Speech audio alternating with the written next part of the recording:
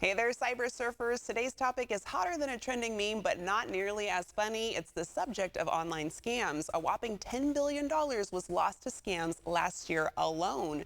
School's First Federal Credit Union has some safety tips that'll help you avoid online fraud. Joining us today is Nathan Calhoun, branch manager for Schools First Federal Credit Union. Welcome back, Nathan.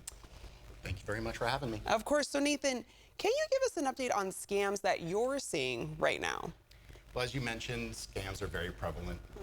I think really what we're seeing a lot of is a lot of the changes and different versions of the type of online scams that are out there. A lot of these scams that are being put out there are kind of done with the intent of collecting people's personal identifying information. Things like your account number, your social security number, your date of birth.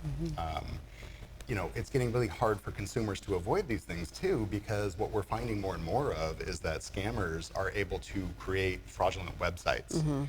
These websites are aimed at emulating the websites of legitimate companies that consumers do business with every day.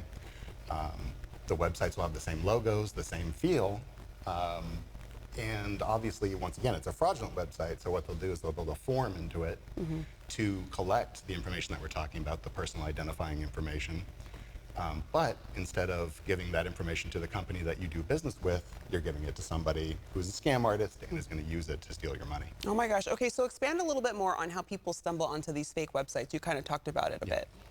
Well, you know, you can be lured into one of these websites by things like social media posts that are out there. Sadly, they can just pop up from an email in your inbox.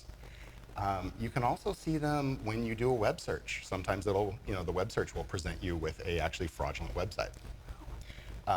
You know, one of the most common versions of this kind of scams that are out there that I can share with you is what we call a phishing scam. That's phishing with a PH, not an F. This kind of works like this. Essentially, let's say you're going in, you're checking your email inbox, and you see an email from a company you do a business with. You recognize the company. Right. And when you review the company, you see the logos, you see the branding, you see the things you're familiar with. But the text of the email tells you this: your account's suspended. If you want to regain access, click on the link below. It'll take you to the site. We'll get it all worked out.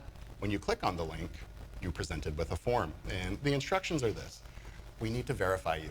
And please enter in your account number, your social, your birthday, so we can unlock your account. And it may even tell you, hey, congrats, your account's unlocked, we did it. But you can kind of see in that situation, once again, you've been unwittingly, you know, pulled into a world where you've given out your info and exposed yourself. Things to combat this, you know, these links that are out there, look for little inconsistencies in the address on them. You know, sometimes you'll see misspellings. Sometimes you'll see a period where it shouldn't be. Sometimes what they'll do is they'll, you know, if the name of the company has an O in it, they'll substitute a 0 instead of that. Another thing you can do, without clicking on the link, hover your cursor over the link. Your computer will then tell you what is the actual address that that link is pointing you towards. Does that address actually match up with the company you're doing business with? Or if you find yourself in the situation where an email is, you know, informing you that your account's suspended, don't click on anything. Instead, visit the actual site that you're used to logging into. Log into it using your normal username and password. If you log in, obviously your account's not suspended at that point. And if anything is fishy at any point in time, just contact the company directly, but use the phone number not found in the email. And ask them, you know, is everything okay with my account? And it looks like they're definitely jumping on that urgency, so really taking the time to pause and stop. We have a little bit of time, but I want to make sure I ask you, tell us how innocent web searches can lead people straight into those fraudulent websites. Yeah, sadly, that these scammers can use the same strategies that legitimate businesses use to get their fraudulent websites pushed to the top of a web search. So it presents you with the fraudulent website.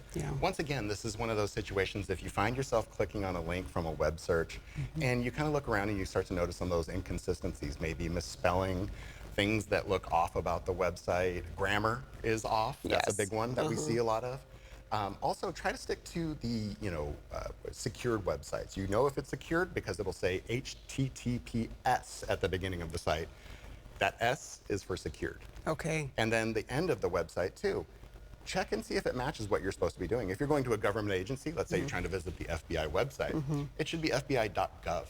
But if it says FBI.net, you're not dealing with that government agency. Okay, important things to note. Nathan, thank you so much. I'm going to let our viewers know where they can go for more information. You can visit one of the many Schools First Federal Credit Union branch locations as seen on the screen, and you can find out more online by going to schoolsfirstfcu.org.